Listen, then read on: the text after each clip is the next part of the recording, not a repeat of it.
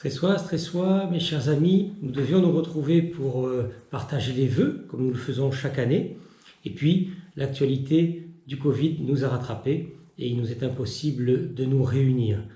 Mais qu'à cela ne tienne, je souhaitais partager quelques mots avec vous. Vous souhaitez une excellente année 2021, qu'elle vous soit plus douce que 2020 et surtout prenez soin de vous.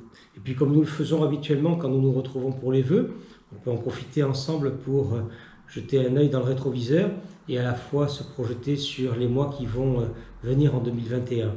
Si nous regardons dans le rétroviseur, on peut d'abord se souvenir de la vie d'avant. Il y a un an très exactement, avant le Covid, nous étions en train de célébrer la 16e fête de notre marché hebdomadaire qui se porte toujours très bien. C'était le 18 janvier 2020, souvenez-vous.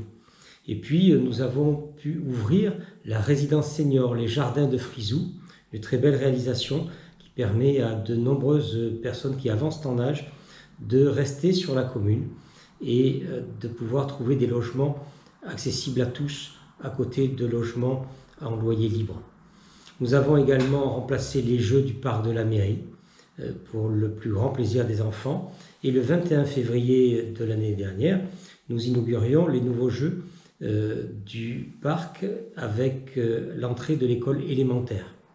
Et enfin, le 11 mars, nous avions un très beau spectacle, Mon prof est un troll, c'était le nom du spectacle, qui avait ravi les enfants. Mais là-dessus sont arrivées les élections, avec des conditions exceptionnelles, puisque nous n'avons eu aucun cluster sur la commune à déplorer, un travail mené par les services de la mairie et les élus qui a été exemplaire pour prendre toutes les précautions nécessaires, et le taux de participation à 13, qui était de 56,5%, est largement supérieur au taux de participation nationale, puisqu'on est encore 12 points au-dessus de la moyenne nationale, ce qui donne toujours un brevet de citoyenneté aux Tressoises et aux Tressois qui se déplacent très nombreux.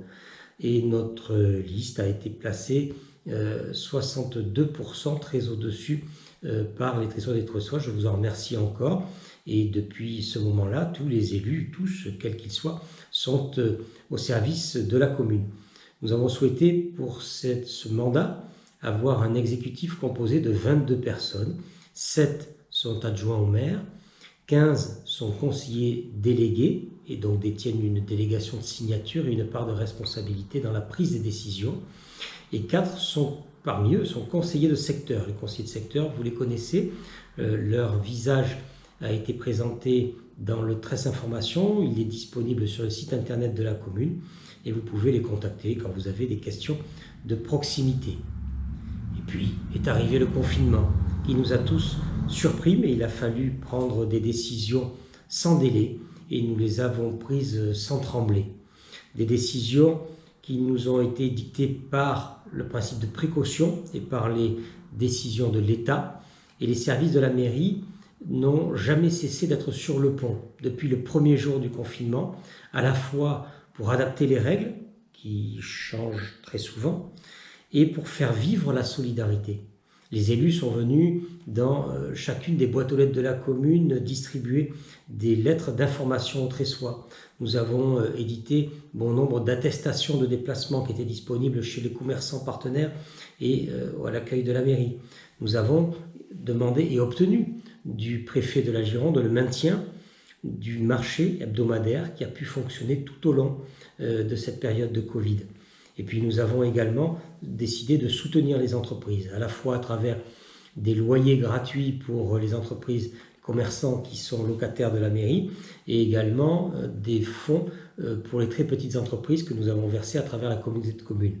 Et puis la vie culturelle n'a jamais cessé, puisque nous avons adapté notre offre à la situation du Covid. Les personnes de la médiathèque sont allées porter à domicile un certain nombre d'ouvrages, de films, pour que les personnes puissent ne pas être isolées.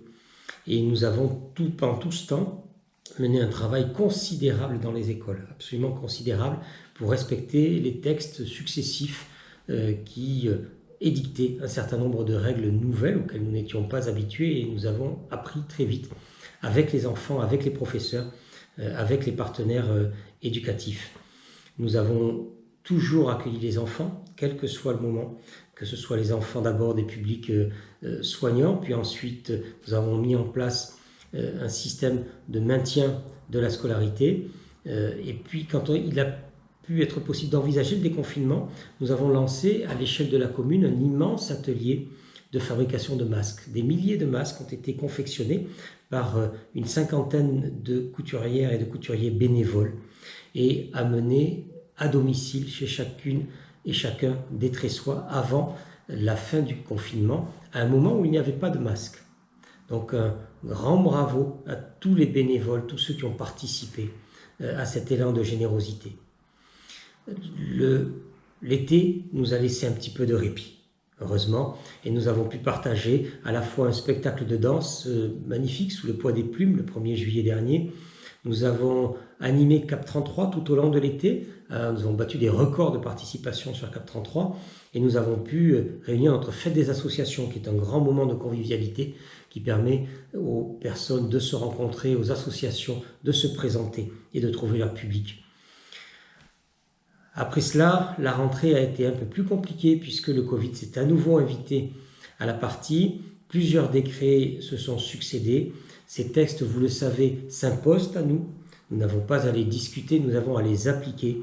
Et je comprends qu'il est parfois difficile, parce que c'est difficile pour nous aussi, d'en comprendre la subtilité et d'en admettre toute la rigueur. Un petit peu d'incompréhension a pu se manifester ici ou là avec telle ou telle association, mais pensez bien que si nous fermons tel ou tel bâtiment, c'est parce que nous en sommes obligés. Nous avons en revanche tâché de trouver des solutions alternatives. Par exemple, si le bâtiment de l'ADEMA, dans sa typologie classée par les services d'incendie et de secours, est un des bâtiments qui doit fermer, nous avons réussi à transférer dans la salle multisport un certain nombre de cours de danse pour que l'activité se poursuive. Salle de sport qui, elle, n'était pas touchée par les mesures de fermeture. Puis, au mois de novembre, nous avons livré la salle Le Reflet, notre salle culturelle. La salle culturelle est juste à côté d'une salle d'activité, même si l'activité est largement confinée. Maintenant, nous avons quand même pu avoir un concert inaugural, le Balkan Quartet, et un certain nombre de manifestations comme les spectacles de Noël pour les enfants de l'école maternelle et les enfants de l'école élémentaire. Tous ceux qui ont pu profiter de cette salle, que ce soit dans un concert à distance ou que ce soit en présentiel, ont été absolument ravis et conquis. Récemment encore, nous avons ouvert la salle Le Reflet au don du sang. Donc elle répond à toutes les sollicitations qui peuvent lui être faites. Nous avons également, au cours de l'été, et nous en avons eu la réalisation à la rentrée scolaire, renouvelé le marché restauration pour qu'il y ait davantage de produits bio et davantage de circuits courts. Et nous apprenons à travailler avec un nouveau prestataire qui a été sélectionné dans le cadre du Code des marchés publics. Les moments de convivialité sont en revanche très compliqués. Nous devions nous réunir bientôt pour le repas des anciens traditionnel que la collectivité offre à ses anciens. Ce ne sera pas possible, vous vous doutez bien. Donc nous allons le remplacer par des paniers garnis qui seront amenés à disposition à la mairie et apportés à ceux qui ne peuvent pas venir les chercher. Et vivement la possibilité de se retrouver à nouveau. Nous avons poursuivi également un certain nombre de chantiers quand cela était possible.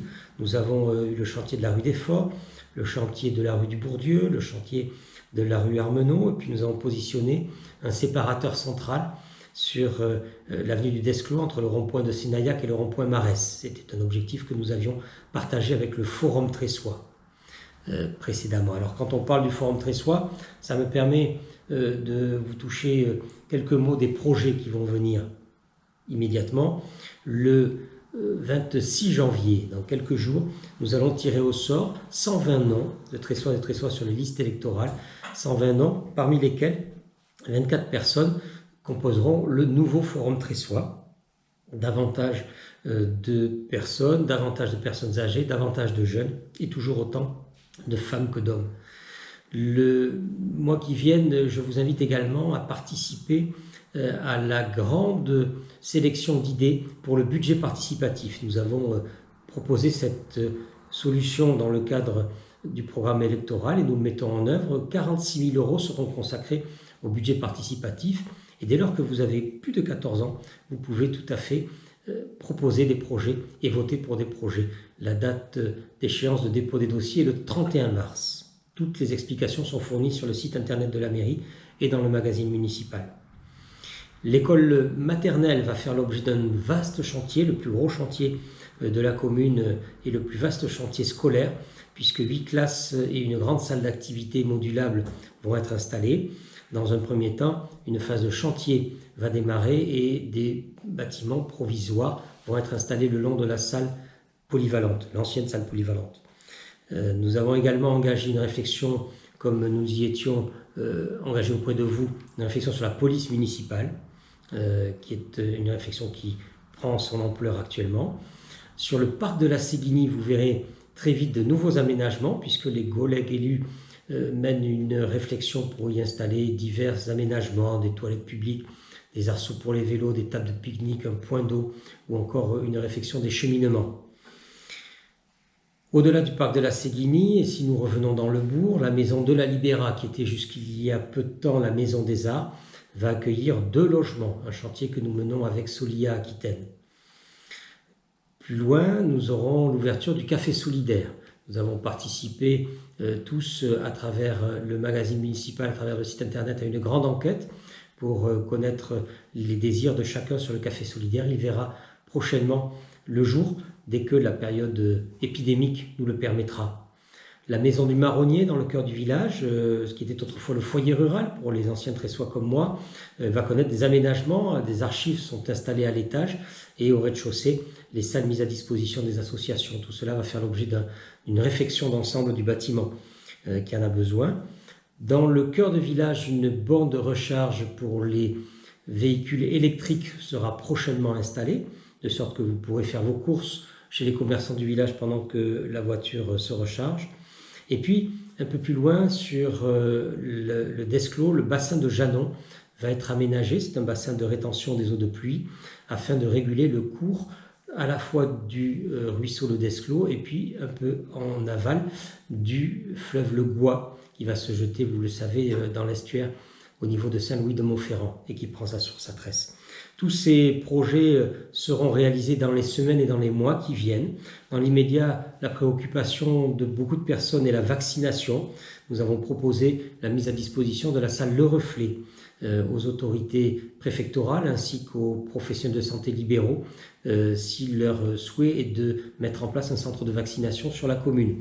En attendant, les centres de vaccination du CHU de Bordeaux et de Libourne sont ouverts et vous pouvez déjà prendre rendez-vous. Alors à toutes et tous, je vous souhaite une excellente année 2021. Prenez soin de vous et à très vite, au plaisir de se retrouver. Merci à vous.